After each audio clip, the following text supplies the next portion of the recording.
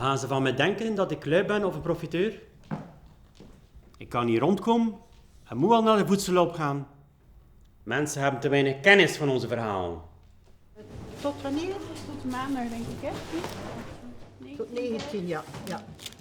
Ik denk dat mensen in het algemeen niet genoeg betrokken worden bij de opmaak van beleid, maar dat dat nog veel sterker aanwezig is bij mensen met armoedeervaring. We stellen inderdaad vast, zeker in de tijdsgeest van vandaag, dat die overheid zich een stukje terugtrekt en dat er grote gaten vallen in het vangnet van de verzorgingsstaat, waardoor dat mensen noodgedwongen moeten gebruik maken van die voedselhulp. Ik word wel kwaad, hè. Echt waar. Hè? Ik word kwaad met jou.